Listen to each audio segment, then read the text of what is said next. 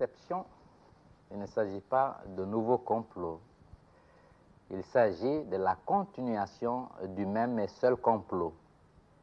Celui-là qui s'inscrit dans la contradiction devenue fondamentale entre les options socialistes faites par le peuple de Guinée et les prétentions illégales de certaines puissances qui voudraient encore maintenir la Guinée, malgré sa volonté, dans un carcan d'exploitation favorable à leurs intérêts particuliers.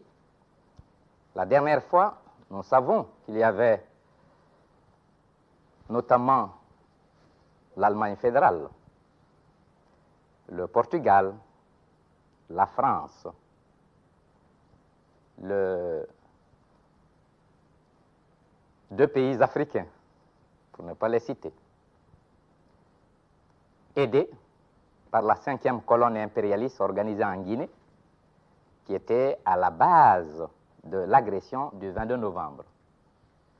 Les mêmes forces coalisées contre l'indépendance guinéenne n'ont pas tiré les leçons de leur forfaiture et continuent encore, le long de nos frontières, des préparatifs.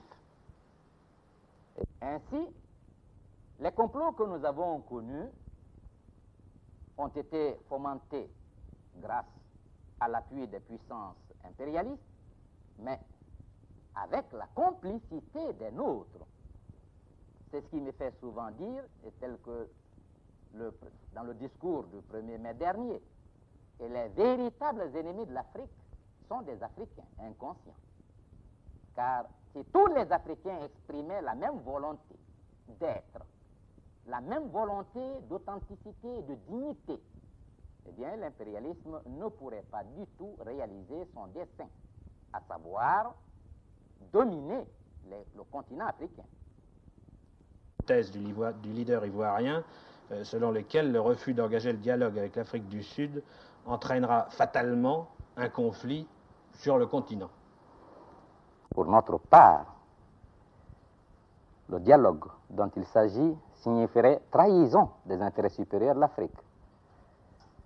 Nous ne sommes pas prêts, nous Guinéens, et je dirais plus, nous Africains, sincères, authentiques, nous ne sommes pas prêts à accepter un dialogue quelconque avec ceux qui exploitent, oppriment odieusement nos frères et qui ont la prétention de s'ériger au-dessus des populations propriétaires naturelles du sol que par la force des baïonnettes, par la ruse, ils sont arrivés à accaparer.